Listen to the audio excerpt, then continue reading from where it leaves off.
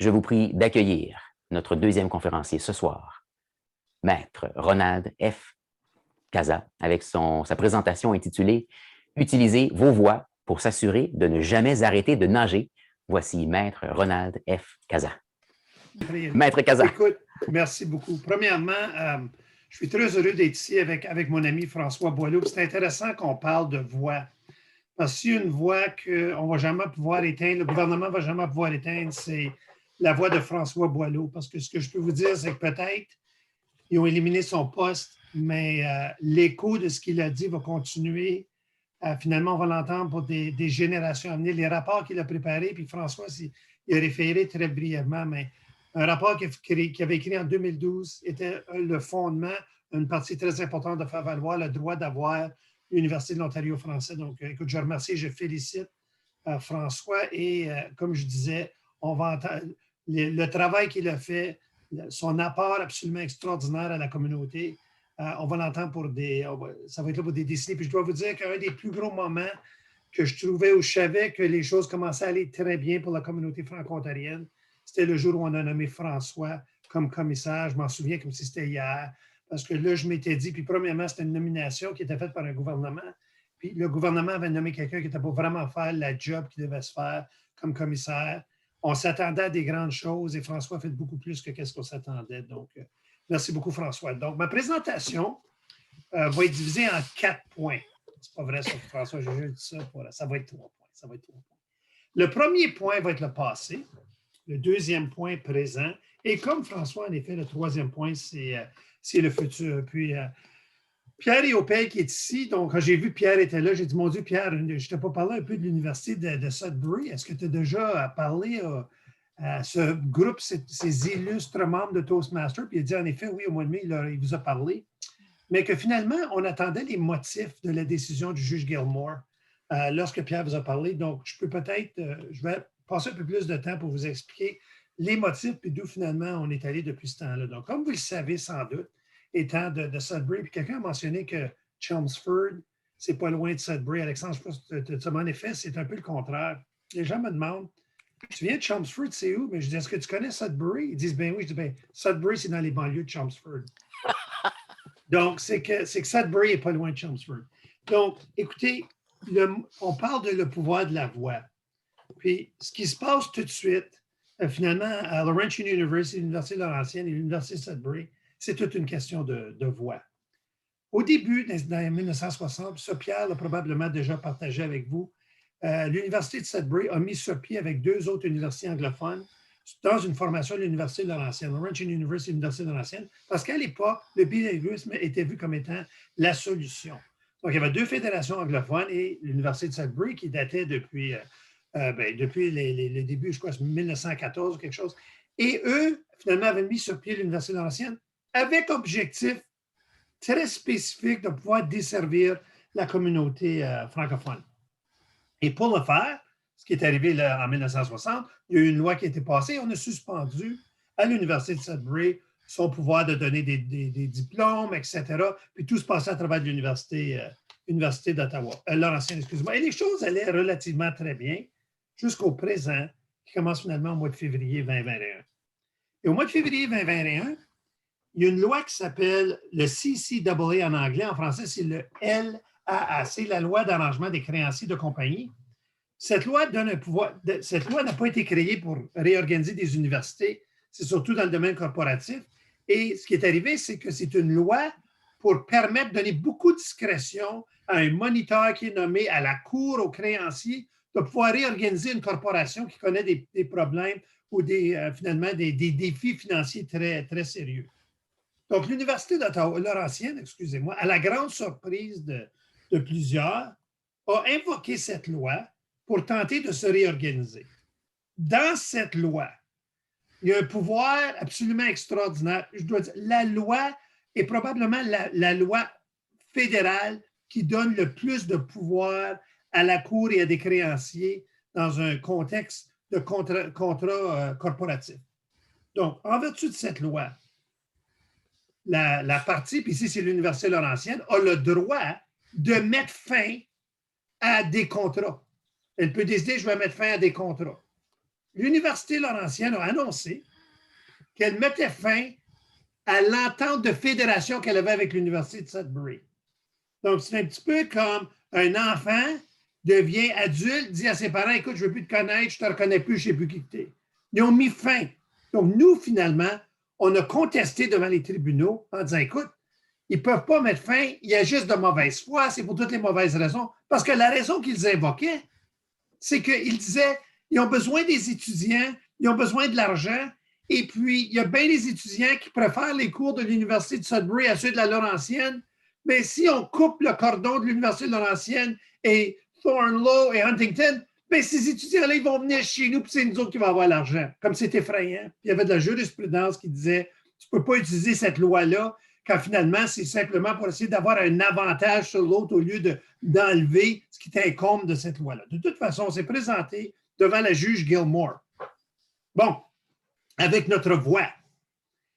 Donc, on était devant la juge Gilmore parce qu'il y avait un autre juge qui gère finalement toute la procédure en vertu du CCAA. Mais lui est unilingue anglophone. Donc, on s'est retrouvé devant la juge Gilmore et puis elle était bilingue et on a fait valoir notre cause. Et la cause qu'on a fait valoir, c'était, écoute, nous autres, ça n'a aucun sens cette affaire-là. On a créé cette université-là. Il n'y a pas d'affaire à mettre fin à cette fédération. Donc, elle a répondu en nous disant, je pense que c'est là où je commence du nouveau, parce que je comprends bien Pierre, quand il a fait sa présentation, on avait plaidé devant la juge Gilmore, mais on n'avait pas encore eu les motifs de sa décision. J'ai eu les motifs de la décision et je vais partager avec vous certaines des phrases, des énoncés qu'elle a fait dans ses motifs. Dans un premier temps, elle nous a dit que, écoute, elle ne pouvait rien faire, l'université pouvait mettre fin finalement au contrat. Il y avait le droit de mettre fin à un contrat, c'était un contrat, elle pouvait y mettre fin. Ça, c'est un jugement qui aurait pu être un jugement de 2 lignes. Mais elle nous a donné un jugement de plusieurs pages. Et je vais citer certains des énoncés qu'elle a fait dans ce jugement où elle utilisait sa voix pour pouvoir finalement venir nous aider, venir aider la cause de la communauté franco-ontarienne. Donc, à un certain point, elle a dit que la dissolution du lien fédératif, selon elle, laissait l'Université Sudbury maintenant libre de se réinventer en tant qu'université francophone et sans les contraintes des ententes de fédération. Et elle a ajouté, depuis plusieurs années, la communauté franco-ontarienne exprime le désir d'une université par et pour les francophones. Une institution bilingue ne suffit pas, car l'anglais a tendance d'être la langue dominante dans de telles institutions. Ça, c'est un jugement qui est rendu à l'intérieur de la procédure que la Laurentienne a commencé, et c'est suite au fait que la Laurentienne a mis fin à l'entente avec la Fédération. Un juge qui dit que finalement que c'est absolument comprenable et que de fait, c'est ce qui devrait se passer. On a besoin d'une université francophone. Elle continue. Elle parle du fait que l'Université de Sudbury s'inquiétait du non-respect par l'Université Laurentienne de ses engagements à l'égard des programmes, des cours et des services en français. Et elle ajoute, ce non-respect a été porté à l'attention de l'Université Laurentienne par le passé, par la communauté franco-ontarienne. Elle ajoute plus tard que ça ne pourrait pas être plus clair que l'Université Laurentienne doit tenir compte des besoins de la communauté franco-ontarienne dans le contexte des procédures en vertu du LAC, du CCAA. Et une des choses qui nous a le plus choqué, on parle de voix, le recteur de l'Université Laurentienne. Premièrement, je peux prendre un pas de recul. Il n'y a pas une personne, comme pas une, dans toute l'équipe qui a été nommée, qui a été embauchée, les avocats, les moniteurs, les comptables qui parlent français. Il n'y en a pas une. Comme ils parlent tous seulement l'anglais. On procède devant la cour. Nous autres, on procède en français, évidemment. Le recteur Haché arrive avec un affidavit en anglais. Et dans son affidavit qu'il a déposé à la cour pour intenter toutes les poursuites, il parle de toutes les responsabilités de l'Université Laurentienne, les dettes, les engagements. Il ne mentionne pas une fois les obligations de l'Université Laurentienne envers la communauté francophone et plus particulièrement en vertu de la loi sur les services en français. Et la juge Gilmore est inclue dans son jugement et elle dit, comme le souligne l'Université de Sudbury, dans l'affidavit du président de l'Université Laurentienne, à l'appui de l'instance en vertu du LACC, le CCAA, il ne mentionne pas une seule fois les droits linguistiques des francophones. Donc, la juge utilise sa voix pour faire valoir l'importance de ce qu'on tente de réaliser avec l'Université de Sudbury. Et dans ce contexte-là, elle réalise et elle nous met du vent dans les voiles pour nous permettre d'exercer notre voix à faire valoir ce qu'on est obligé de faire valoir dans ce dossier-là. En même temps, toute la communauté francophone, parce que quand on parle de voix, puis Maître Boileau l'a mentionné dans sa présentation, ce n'est pas juste un franco-ontarien ou une franco-ontarienne, c'est que tout le monde se rassemble. Toute la communauté francophone s'est rassemblée derrière l'Université de Sudbury et le projet, finalement, le projet qui est de s'assurer de récupérer, de sauver tout ce qu'il y a de français à l'Université de Laurentienne pour que ça devienne finalement une université francophone, ses programmes et ses cours à l'Université de Sudbury. 40% des cours sont, depuis le mois de février, ils ont mis fin à 40% des cours qui sont en français et on peut s'attendre à n'importe quel moment d'avoir d'autres coupures. Maintenant, la partie de ma présentation, c'est pourquoi quand je parlais de la voix pour s'assurer de ne jamais arrêter de nager, c'est de comprendre pourquoi c'est tellement important d'avoir une institution comme l'Université de Sudbury, l'Université de langue française de Sudbury, pour arriver tout de suite, finalement, à ce moment-ci, pour pouvoir ramasser les dégâts créés par l'Université de Laurentienne et de prendre avantage de la situation qui existe pour pouvoir créer cette université francophone. Et la raison, c'est pour les jeunes. Puis, il faut comprendre, pour comprendre l'importance d'une institution, il faut comprendre qu'est-ce que c'est l'assimilation. L'assimilation, c'est lorsque, puis je peux prendre un pas de recul, là. Diane Labelle, qui est là, qui se cache, avez-vous le droit de vous cacher durant Toastmaster? Comme je ne comprends pas pourquoi vous pouvez mettre comme pas mettre votre écran. En réalité, vous devrez être en réunion, là, donc tout le monde devrait être là pour qu'on puisse se voir. Là. Bon, François, merci beaucoup. Merci beaucoup. C'est que chaque matin, puis ça, François m'a entendu le dire tellement souvent, mais chaque matin, je parle de tout le monde ici, là, Auréliane, tout le monde, vous vous levez le matin, c'est la situation pour tous les franco-ontariens à travers de la province franco-ontarienne, vous devez prendre une décision. Vous devez choisir, décider, aujourd'hui, je vais continuer à vivre en français. Puis, l'assimilation, c'est simple. C'est quelqu'un, un matin, qui se réveille puis qui décide, je ne fais plus les efforts. C'est ça l'assimilation. L'assimilation arrive là. Puis notre objectif, François Ballot, Pierre Riopel, tout le monde qui œuvre dans la communauté francophone, dans des organisations, dans des agences, dans toutes les institutions francophones, ont un objectif. On a juste un objectif. Le dossier de l'hôpital Montfort, il y avait un objectif. C'est d'envoyer le message, un message à tout le monde, à tous les franco-ontariens, franco-ontariennes, que ça vaut la peine de continuer à faire des efforts pour préserver votre langue et votre culture. Moi, je peux vous dire, François a parlé du dossier de l'hôpital Montfort. Je pourrais vous en parler, il y a raison pour des heures, des journées, mais je peux vous dire une chose. L'hôpital Montfort veut dire beaucoup pour plusieurs personnes qui ne vont jamais aller visiter l'hôpital Montfort, qui ne vont jamais être malades à Ottawa et avoir besoin des services de soins de santé en français. En effet, la plupart du monde à Ottawa ne vont pas à l'université, à l'hôpital Montfort pour des services de soins de santé. Mais lorsque les gens conduisent devant l'hôpital sur le chemin Montréal, ils conduisent devant l'hôpital, quand ils regardent l'hôpital, ce qu'ils voient, c'est une grosse affiche. C'est juste les francophones qui sont en mesure de la voir et l'affiche est au-dessus de l'hôpital et c'est écrit « Ça vaut la peine de continuer à faire des efforts pour vivre en français ». Donc ça, c'est le message. Et c'est ce message-là qu'il faut qu'on donne aux jeunes qui s'en vont au postsecondaire. Le rapport de François Boileau, c'est le message de son rapport. C'est important. On a le primaire, on a le secondaire, on a le collégial. Il faut le postsecondaire parce que c'est dans le postsecondaire où les jeunes ont le message que ça ne vaut pas la peine de continuer à faire des efforts. Puis le problème avec l'Université de Laurentienne, je peux vous dire, c'est le message qu'il envoie aux jeunes à tous les jours. Le recteur, quand il a signé son affidavit en anglais, puis qu'il n'a pas mentionné ses obligations de finalement préserver les droits de la communauté franco-ontarienne, il envoyait le message à tous les francophones, ça ne vaut pas la peine que vous continuez à faire des efforts pour vivre en français. C'est ça qui est effrayant de ce qu'il a fait. C'est parce que c'est le message qu'il envoie, puis lui, il est quelqu'un qui est supposé d'envoyer le message contraire. L'analogie que j'aime donner, Puis François, lui, ça fait trop longtemps qu'il me connaît, donc il dit ah, tu ne vas pas me dire ça encore. Oui, je te le dis encore parce que c'est vrai.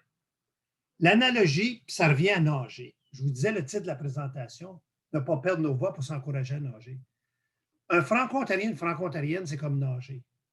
On est dans un lac, on est dans une rivière, on doit nager.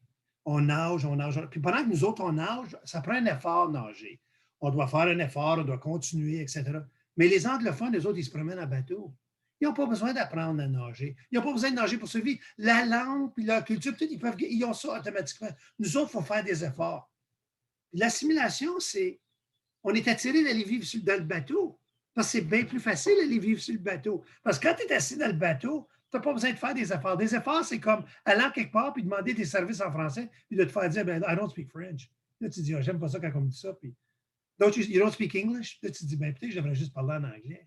Tu sais, ou tu es au téléphone. Puis c'est des efforts tout le temps. Tu te dis, mais quand ça ne vaut pas la peine, je vais vivre dans le bateau. Puis là, tu vis dans le bateau, c'est facile, tu ne vis pas en français, pas besoin de nager, mais le problème, c'est que tu n'as pas besoin d'être dans le bateau longtemps que tu oublies comment nager.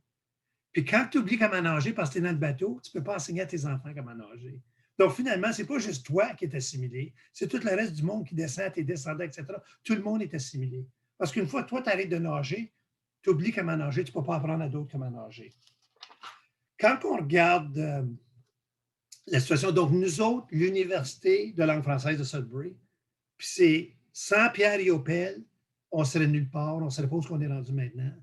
C'est grâce à sa vision puis son énergie, on se retrouve maintenant à une situation où on est à formaliser, mettre sur pied, créer, faire les transformations qui s'imposent pour qu'on puisse être ce fort. Plus qu'un fort.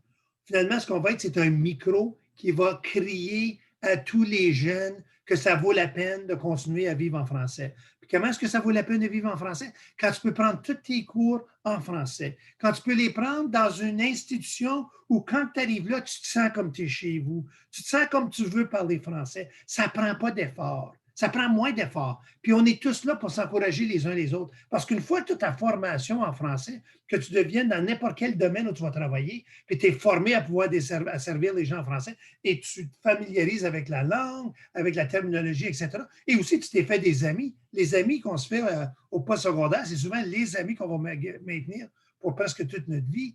Bien, ça fait que là, tu as vraiment le vent des voiles pour pouvoir préserver ta langue et ta culture pour toute ta vie et t'assurer de pouvoir montrer à tes enfants et tes petits-enfants comment nager en français. Donc, je conclus en vous disant que quand on vous parle, puis vous parlez à des gens, puis on parle du dossier de l'Université de Sudbury, la raison que c'est important, puis la raison pourquoi on se doit de créer cette institution, puis la raison que toute la communauté s'est ralliée, c'est parce que l'Université de Sudbury, présentement, est l'opportunité qu'on a. Puis j'utilise le mot opportunité. François, quand il parlait dans sa présentation, quand il disait, écoute, il y a eu des ralliements, il y a eu ces choses-là. À Montfort, il y a eu des ralliements. Moi, je peux vous dire, là, on était là.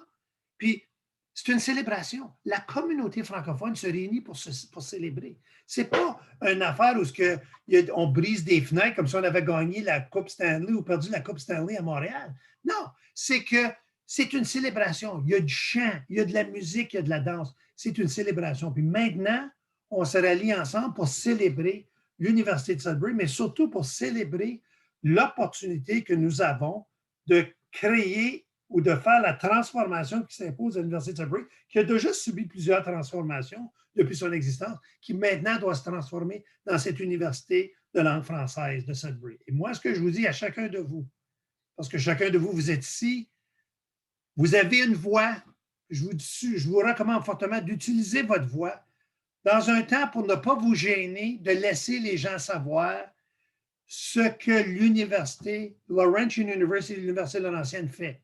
Je ne vous dis pas qu'elle fait de mauvaise foi, mais elle est devenue un engin d'assimilation. Même pire que ça, ce n'est pas juste l'assimilation, les jeunes, ils sont en train de quitter l'université pour finalement se rendre dans des universités anglophones. C'est important qu'on rallie et qu'on s'assure d'effectuer de façon aussi le moins pénible possible, avec toute la coopération qui s'impose de l'Université Laurentienne pour qu'on puisse faire cette transformation-là. Et ce que chacun de vous pouvez faire, c'est de chacun utiliser vos contacts et vos opportunités de vous exprimer pour aviser les gens de Laurentienne, les gens qui supportent l'Université de Laurentienne, leur dire, écoutez, vous devez passer à cette prochaine étape. C'est essentiel pour s'assurer que la communauté franco-ontarienne puisse maintenir sa voix pour d'autres décennies à venir. Merci beaucoup.